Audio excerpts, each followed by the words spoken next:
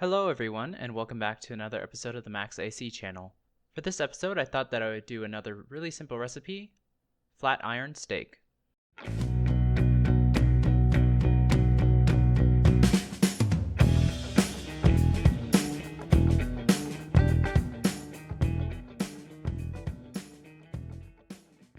For this recipe, you only need 5 simple ingredients. Your steak, obviously, some butter to cook with,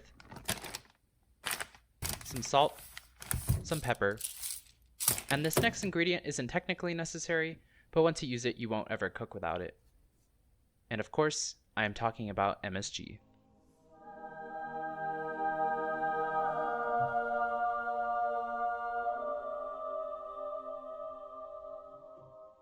This ingredient bumps up the savory umami flavor of the meat and makes everything just taste amazing. In terms of prep, it's pretty simple. First, heat a pan on medium-high heat and melt about 1 tablespoon of butter. You want to make sure to keep an eye on the butter so that it doesn't burn. But while you wait, pat dry your steak and season one side with your salt, pepper, and MSG. Don't be afraid to season your meat well. Much of it will probably come off while moving it and while cooking, so season it well. You could also use other seasonings if you wish, but you can never go wrong with simply just salt and pepper. And MSG, of course. MSG is king of flavor. Once your butter is melted and your beef is seasoned on one side, take your meat and throw it seasoned side down and let it cook for about 3 to 5 minutes, depending on how done you want your meat. While that's cooking, make sure to season this side of the meat facing up as well. Once it's ready, flip the steak and let it cook for another 3 to 5 minutes. While your steak cooks, you want to make sure to leave your steaks alone to let them properly sear and create a nice crust. Let's go. Whoa, no touchy. No touchy. No touch. Once this side is done as well, we want to transfer the steak to a wooden cutting board to rest for about 5 to 10 minutes. Your meat should be about 140 to 145 degrees Fahrenheit for medium rare to medium. And since we have to wait, I thought that I would make a really simple pan sauce. First, add another tablespoon of butter to the pan and let that melt. Then grab some liquid and deglaze your pan. I had some Chinese cooking wine, but you can also use red wine or stock or even juice.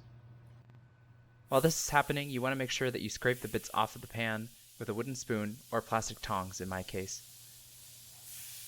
But make sure not to use any metal utensils because that will scratch off the nonstick coating. I guess now that I think about it, it might be better to first deglaze and then add the butter, but either way you have a pretty flavorful sauce. You could also throw in some garlic or shallots, but I wanted to keep this simple, and I also didn't think of it at the time. Let that simmer and let's check on the steaks now. When you cut into the steak, it should be pink on the inside like this if you like your steak medium rare like I do. It already looks good enough to eat, but let's spruce up this flat iron steak just a little bit with some greens.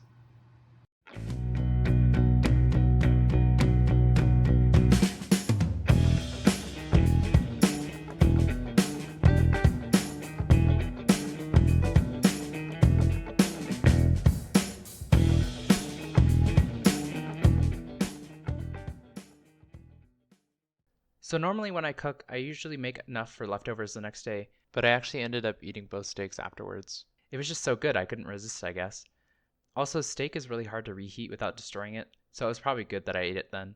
Anyway, I hope you all enjoyed the video. In the comments below, let me know how it went if you decided to make it, and let me know if there's anything you want me to make next.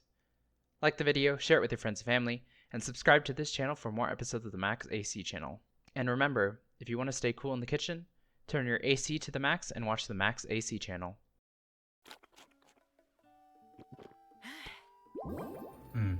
That was good.